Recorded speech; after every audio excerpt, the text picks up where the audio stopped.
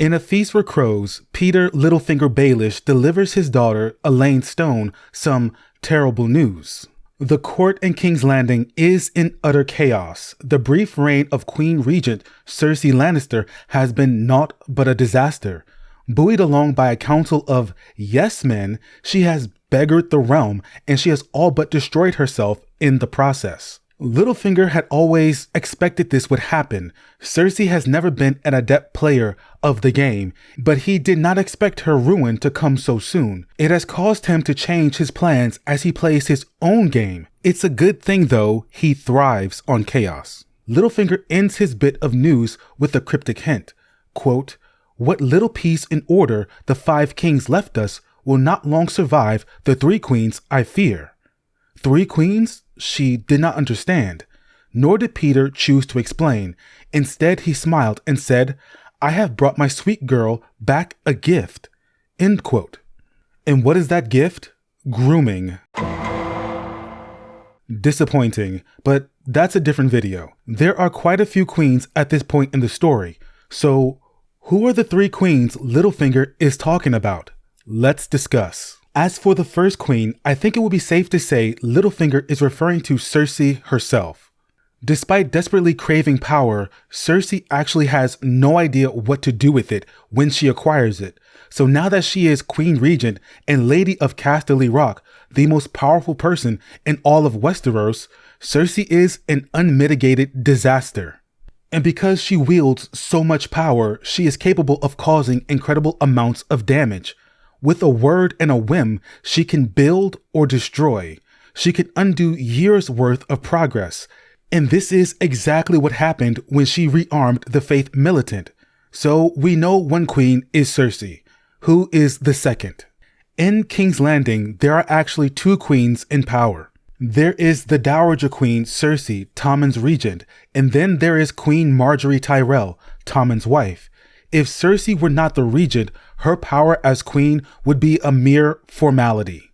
She was the late King Robert's wife. She would hold the title of queen and all the respect and honor that came with it, but her political power would be nearly non-existent.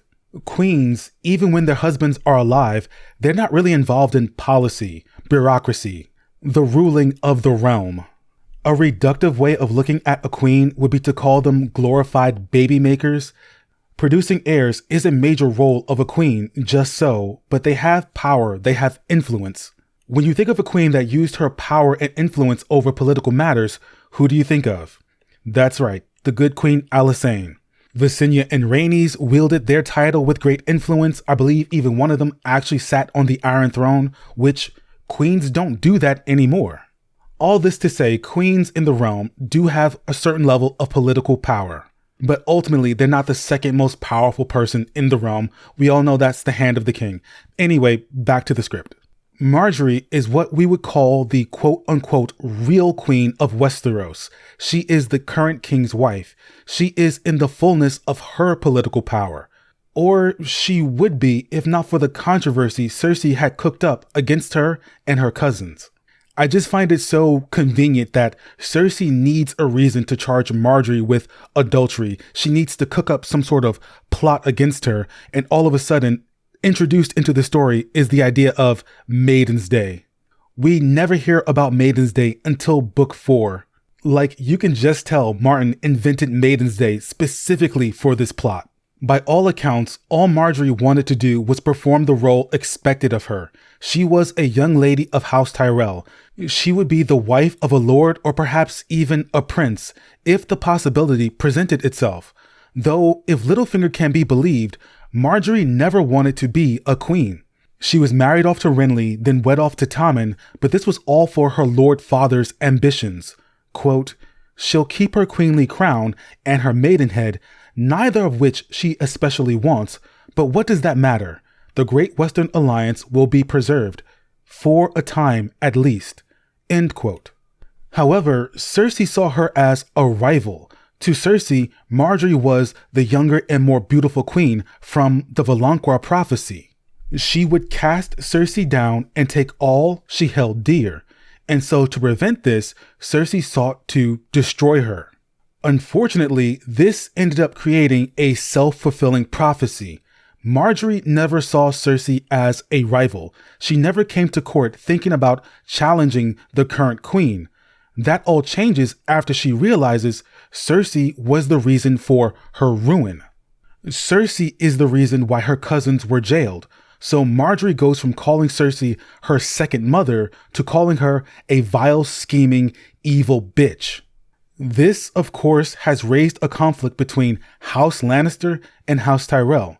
This is a major cause of the chaos currently happening in King's Landing. In the epilogue of A Dance with Dragons, the throne room is divided. Lannister spearmen stand on one side of the room while Tyrell guards stand on the opposite. Because of this great divide, I am willing to mark Margaery as the second of the three queens. Now, who is the third? For that, we must needs look for other crowned queens in the realm. There is Selyse Baratheon. Stannis is the rightful king, and she is his queen. The issue with this is that Selyse is nowhere near King's Landing. The only political strife she is causing is at the Wall. Littlefinger has not regarded her or her husband in quite some time. I would not count her as one of the queens. There is Jeyne Westerling, but her power died with her husband at the Red Wedding. She may or may not be pregnant with Robb's child, but who cares? That will be a political matter for the future, and that will mainly concern the North and perhaps the Riverlands. Looking around Westeros, it seems we have run out of queenly candidates, but perhaps our third queen isn't in Westeros.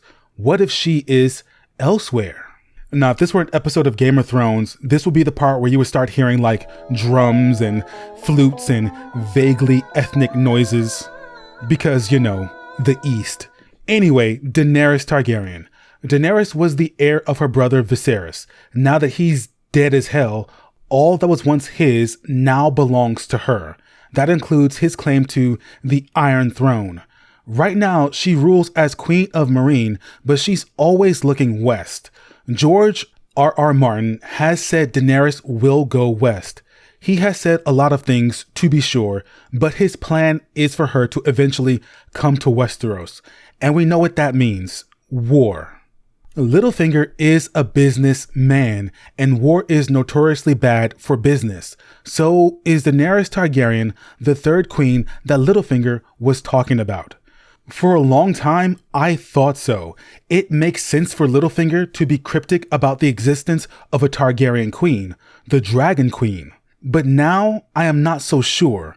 For starters, Littlefinger seems to be very excited about what's to come, as if these events are something he can benefit from, something profitable but also predictable. A dragon-riding queen coming to wage war on Westeros would not be very predictable. It would not be very profitable. The events of that war would not be something I think Littlefinger can plot and plan ahead for. Daenerys is a quantity I don't think Littlefinger can anticipate. Daenerys also has a sense of justice and fairness that conflicts with Littlefinger's ideals. I do not think he would thrive under the rule of Queen Daenerys Targaryen. Of course, Littlefinger knows Dany exists. He was on the small council that decided her fate way back in Book 1. But does he know about her dragons is the question. It's possible because he has friends in far places. And there's also that part in Feast where it said the Merlin King, a vessel, a ship, it has come to Goldtown with some interesting news. News from far off places, the gossip from distant lands first gets spread at the docks, the shipyards, because the sailors, they've come from foreign lands. They're the ones that claim to have seen it, heard it, and if there are news of dragons, you're going to hear it from sailors. That's how the news of Dany and her dragons reaches Sam in Old Town, a sailor who saw them in Qarth. This was in Book 2. He saw them in Book 2. He runs into Sam in Book 4, and that's when he tells Sam about the dragons. So I do think it's very possible Littlefinger does know about the dragons. It's just, it doesn't affect his story that much. Littlefinger is so far removed from Daenerys and anything she might do in the future. And one major reason why I don't think it's Dany, it's because she hasn't set sail for Westeros yet. Littlefinger has no reason to believe the Queen of Meereen is going to be getting involved in Westerosi politics anytime soon. The three queens he speaks of are a present issue, not a vagary of the future. So no, I no longer think the third queen is Daenerys. I've come to believe the third queen is actually the Queen of Thorns. I think the mystery of the third queen is only a mystery for Sansa, not for the reader. Sansa, as we all know, is a bit of a slow learner. She's probably thinking of literal queens when Littlefinger confounds her with the notion of three queens warring in Westeros. Sansa only knows of Cersei and Marjorie as crowned queens. She's not considering the Queen of Thorns in all of this. Again, Sansa is probably thinking literally. Marjorie's arrest is surely going to get Olenna Tyrell to be more active in the Game of Thrones. She's not going to let Cersei ruin her precious granddaughter more than she already has. Olenna has gone to great lengths to protect Marjorie from the Lannisters, including poisoning Joffrey. For that, she needed Littlefinger's help, which is why I think he's aware there is a War of Three Queens coming. If Olenna would kill to keep Marjorie out of harm's way, what will she do now that her granddaughter is a prisoner and possibly facing execution? I believe Olenna Tyrell is the third not-so-literal queen in the upcoming War of the Three Queens. But that is it for this discussion video. Thank you all for watching. I do hope you all have enjoyed. If you did, please do me the honor of liking the video, subscribing to the channel, and turning on those notifications. Thank you to the following Patreon supporters, including Philip E., Daniel, and Jessica P. You can become one too for as little as $1 a month. Again, thank you all for watching, and until next time, remember... The lords of Westeros are sheep. Are you a sheep? No. You're a dragon. Be a dragon.